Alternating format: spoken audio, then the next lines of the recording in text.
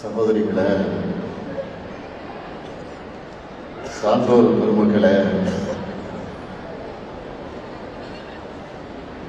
திரைக்கலைஞர்கள், புரட்சி தமிழர் செல்வி துளசிமதி முருகேசன் அவர்களே, பல்வேறு துறைகளில் சாதனை படைத்திருக்கக்கூடிய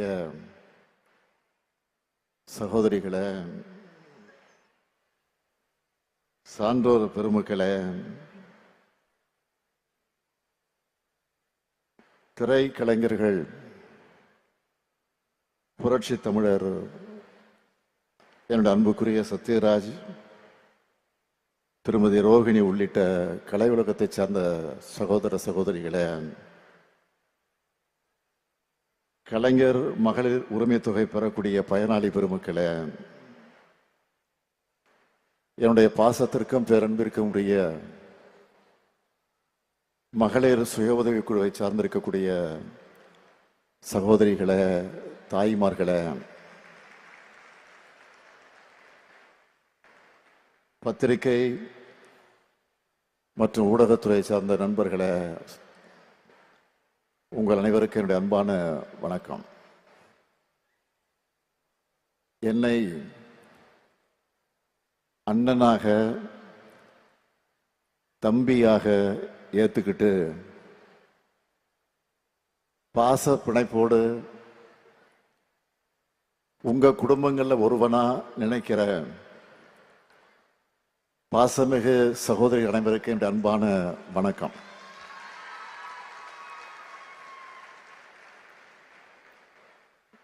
நான் இந்த நிகழ்ச்சிக்கு 3 மணி நேரம் ஆகியிருக்கு. இங்கே பேசிய எல்லோருடைய பேச்ச கேட்டேன்னு சொல்றதை விட நெஞ்சை உருக்குற தன்னம்பிக்கையும் புது நம்பிக்கையும் கொடுக்கிற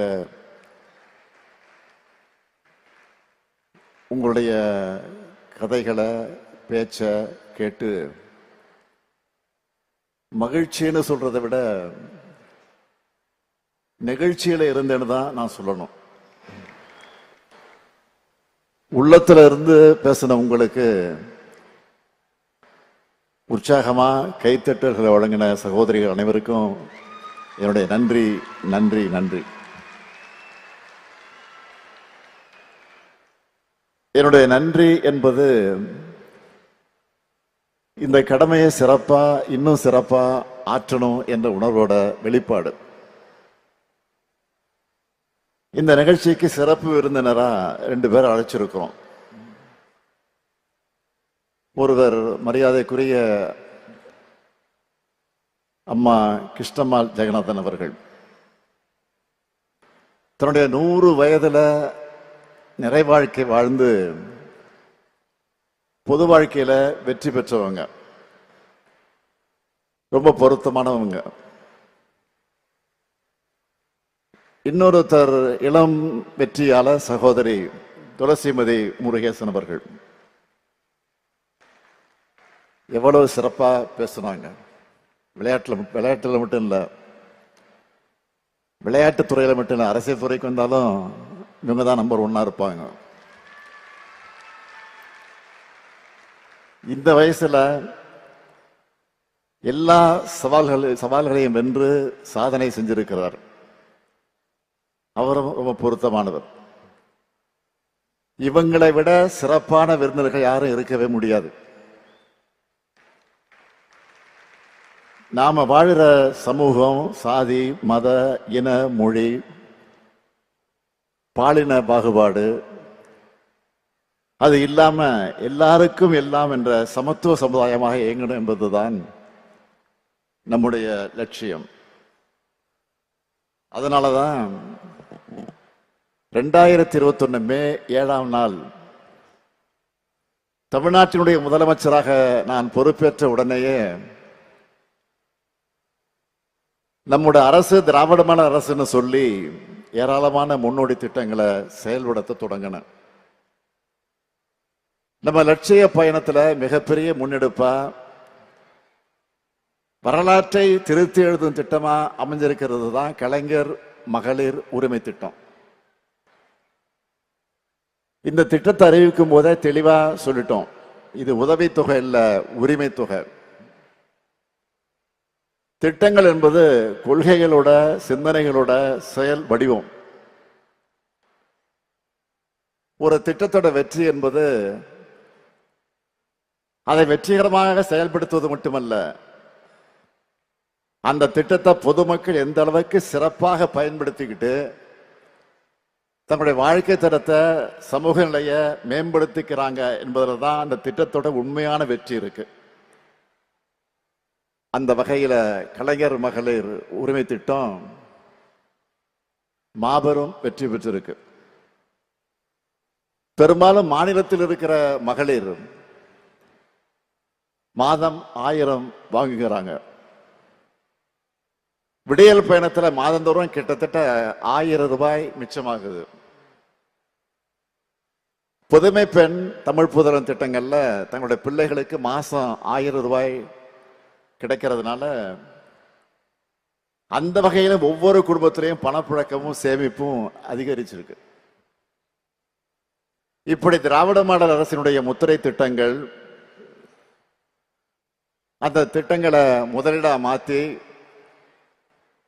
தங்களுடைய பொருளாதார வலிமையை தமிழ்நாட்டு பெண்கள் உயர்த்தி இருக்கிறாங்க. இதைதான் இந்த திட்டத்துடைய வெற்றியா நான் பார்க்கிறேன். இது நேரடியான பலன்கள் என்றால், கையில காசு இருக்கிறதால பெண்களுக்கு கூடுதல் சமூக மதிப்பு, அந்த பணத்தால சத்தான காய்கறிகளை வாங்குகிறது, குழந்தைகளுக்கான கல்விக்கு செலவிடுறதுன்னு வாழ்க்கை தரம் உயரவும் மறைமுகமாகவும் இது உதவிக்கிட்டு இருக்கு. இங்க பேசுனதெல்லாம் நீங்க கேட்டீங்க. கலைஞர் மகளிர் உரிமை திட்டம், நன்னில மகளிர் நில உடைமை திட்டம், விடியல் பயணம், மக்களை தேடி மருத்துவம், சுய உதவி குழுக்கள், வெற்றி நிச்சயம், நலங்காக்கும் ஸ்டாலின், பெண் தொழில் முனைவோர், விளையாட்டு, தோழி விடுதிகள்னு நம்ம திராவிட மாடல் அரசோட எண்ணற்ற திட்டங்களால பயனடைஞ்ச வெல்லும் தமிழ் பெண்களா அவங்களுடைய வெற்றிகளை சொல்லும் போது திராவிட இயக்கத்தோட தொண்டனா எனக்கு அளவில்லாத பெருமை உண்டாகி இருக்கு. இந்த கலைஞர் மகளிர் உரிமை திட்டத்தோட வெற்றியினுடைய உச்சம் என்ன தெரியுமா? அண்டை மாநிலங்கள் கூட இந்த திட்டத்தை தங்களுடைய மாநிலங்கள்ல செயல்படுத்திக்கிட்டு இருக்காங்க. இன்னும் சொல்றேன், மக்கள் நல திட்டங்களை இலவசங்கள்னு கொச்சைப்படுத்துறவங்க கூட இந்த திட்டத்தை அவங்க மாநிலங்களை செயல்படுத்த தொடங்கிட்டாங்க. மத்திய பிரதேசம், மகாராஷ்டிரம், சத்தீஸ்கர், ஒடிசா, புதுச்சேரி, அது மட்டுமல்ல இப்போ கர்நாடகா, ஜார்க்கண்ட், இமாச்சல பிரதேஷ், மேற்கு வங்கம், சிக்கிம் என 10 மாநிலங்கள்ல உரிமை தொகை. மகளிர் மறுமலர்ச்சிக்கான திட்டமா உயர்ந்து நிற்குது. இதையெல்லாம் நான் மேடை அலங்காரத்துக்காக பெருமைக்காக சொல்லுகிறேன் என்று யாரும் கருத வேண்டாம். நாம கொண்டு வந்து செயல்படுத்தப்பட்ட இந்த திட்டத்தால சமூகத்தில் ஏற்படுத்தி இருக்கக்கூடிய தாக்கம் குறித்து பொருளாதார அறிஞர்கள் ஆய்வு செஞ்சு அறிக்கையாகவே வெளியிட்டு இருக்கிறாங்க. முன்னணி ஊடகங்கள் பலவற்ற தலையங்கங்களும் வந்திருக்கு, கட்டுரைகளும் வெளியாகிட்டு இருக்கு. கடந்த ஆண்டு மார்ச் மாசம் 27ஆம் தேதி தினத்தந்தி பத்திரிகையில ஒரு தலையங்கம் எழுதியிருந்தாங்க. அந்த தலையங்கத்துல ஒரு கார்ட்டூனும் போட்டிருந்தாங்க. அதுல மகளிர் சுயமரியாதையோட வாழ நான் 3 திட்டங்களை செயல்படுத்தி இருக்கிறதாக போட்டு, புதுமை பெண் திட்டம், விடியல் பயணம், நடுநாயகமாக இருக்கக்கூடிய கலைஞர் உரிமை திட்டம் ஆகிய அரியணைகள்ல பெண்கள் உட்கார்ந்து இருக்கிறதாக வரைஞ்சிருந்தாங்க. அதோட மகளிர் சமுதாயத்தை கை தூக்கி விடுவதற்காக இந்த திட்டங்கள் காலாகாலத்திற்கு பெயர் சொல்லும் திட்டங்களாக இருக்குன்னு பாராட்டி எழுதியிருந்தாங்க. இந்த பாராட்டுக்களை எல்லாம் தலையில ஏத்திக்காம நெஞ்சில ஏந்தி தந்தை பெரியார், பேரறிஞர் அண்ணா, தலைவர் கலைஞர் ஆகியோர் வழங்கி இருக்கக்கூடிய உணர்வோடு சொல்றேன். இந்த 1000 ரூபாய் என்பது ஒரு தொடக்கம் மட்டும்தான். 10 ஆண்டுகள் பாழ்படுத்தப்பட்ட தமிழ்நாட்டோட வளர்ச்சியை மீட்டெடுத்து வரலாற்றிலே இல்லாத அளவுக்கு, இந்தியாவிலே எந்த மாநிலமும் சாதிக்காத அளவுக்கு பொருளாதாரம் வளர்ச்சி அடையும். 16 விழுக்காடு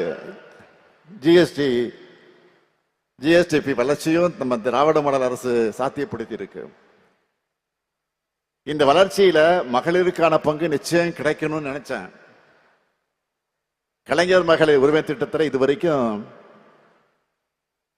13,75,492 சகோதரிகளுக்கு மாசம் 1000 ரூபாய்னு இதுவரைக்கும் 28,000 ரூபாய் வழங்கி இருக்கிறோம். எண்ணிக்கையை உயர்த்தணும்னு சொன்னேன். அதுக்காக மக்களுடன் ஸ்டாலின் முகாம்கள் மூலமா விடுபட்ட மகளிரும் விண்ணப்பிக்கலான்னு அறிவிச்சு இன்னைக்கு காலையில 16,94,339 பேருக்கு அக்கௌண்ட்ல 1000 ரூபாய் போட்டுட்டோம்.